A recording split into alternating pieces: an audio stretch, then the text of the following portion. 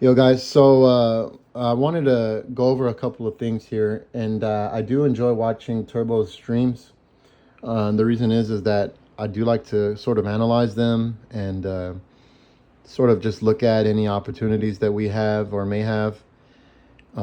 This was the last match that we had with Rage. I think they're Rage, and so a couple of things I wanted to go over, and I'm very grateful that Turbo streams these. They are very helpful in analyzing some of the stuff that's going on. So I'm gonna bring up a couple of things, a couple of opportunities that I feel we can work on, and this is gonna be the opening of the match right now. We're barely gonna be engaging Dugout Barn, and this is gonna be the beginning of the match. Now, one of the things I want to point out is that we are going to see another supply truck spawn here, and we have one already right here. Now, there's already supplies down here. I think this truck managed to drop supplies for both. They're going to build nodes here as well. They dropped them for both. I really would like to start looking into getting supplies stacked up on mid HQ. Recon did tell you in the after action report that the enemy team had their HQ filled with a couple of defenses, and they had also their nodes in middle HQ. This the second line stuff. I understand. I get it. It works, but this is a public lobby thing that they do. I don't think we are. We're not a public lobby anymore. We are coordinated enough to pull off these types of things, and one of those is getting the nodes up in middle HQ. What you do is you just pre-designate squads, pre-designate the people in the squads to jump in the game. They don't select a role. They wait their turn, spawn as a support, drop their supplies, rinse and repeat. You get all the nodes up before the gates drop. Might even have an extra box or two for some barricades. It could be done. It obviously was done because they did it. And this is something that we need to look into. When you build these nodes on the second line, well, guess what? No one's watching them anymore. We build them, we drive off, we go play the game, and they're just sitting there. Nobody knows what the hell's happening with them. So when you get people enemy recon come up and they start taking those nodes out, this is something that's going to happen with very experienced teams. I said it in the beginning. I brought it up in the first 9PZ game. These types of things need to be looked at. Everybody knows about this second row, and a lot of recon squads will look there. And if they're not there, they generally look in the middle HQ. Now, this is not a perfect suggestion. I understand that there's drawbacks to having them in the middle HQ. But again, this is something that we should look into. And the way you protect these nodes in middle HQ is the squads that are going to be designated as artillery. They're going to also be designated to make sure that they keep an eye on nodes.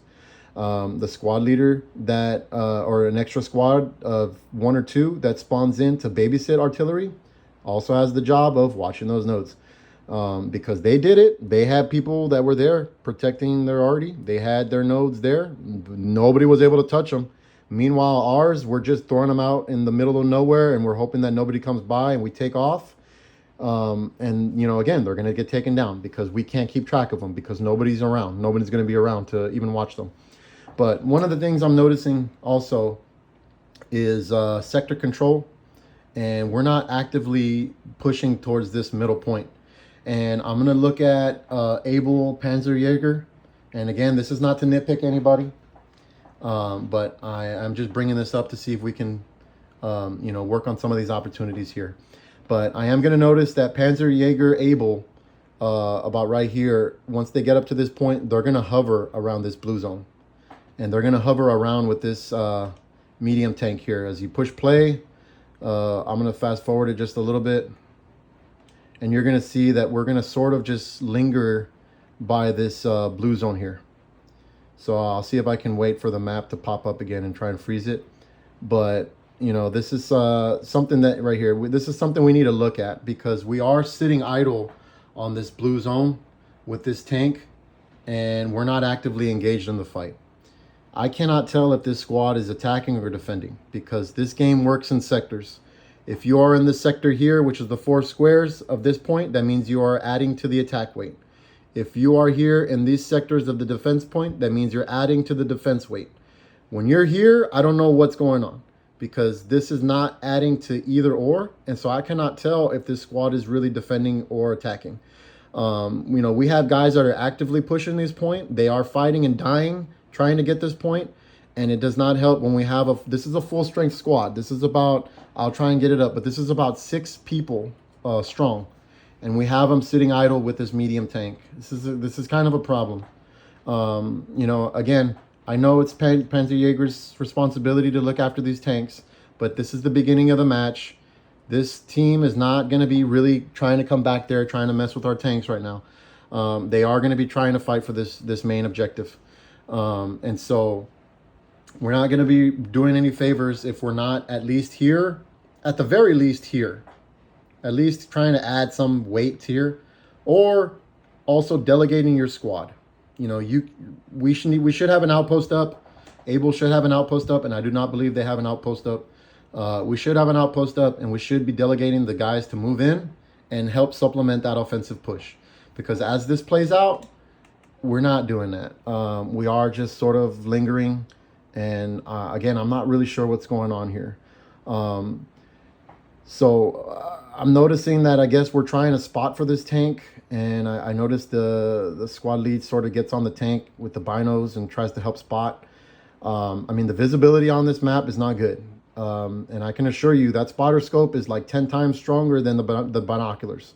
So if you're going to be sitting on the tank where exactly that spotter scope is, you're not going to really see anything that he can't see.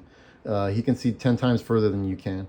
So I would really not suggest sitting on the tank or trying to be so close to the tank trying to spot, because he's going to outspot you. He can see further than you can. You should probably be at different angles. But again, we're about to lose this point. This point's about to go down, and we're still sitting here idle. At this point, this squad begins to move back to defense. And, again, we did not add to either the cap weight for the attack, and we didn't really even add to the sector and defense. So we're going to notice now here that point's now been taken, and this squad will again now move to Bizroy. So this is a problem. Again, we need to start delegating these guys to go where it's urgently needed. Your squad does not always need to hover around you. You can actively tell your squad to go ahead and push an objective, and they should operate independently sometimes without you. This is, again, something we need to look at with delegating these squads, telling them where they need to go, setting objectives for them, so that way they're not just lingering.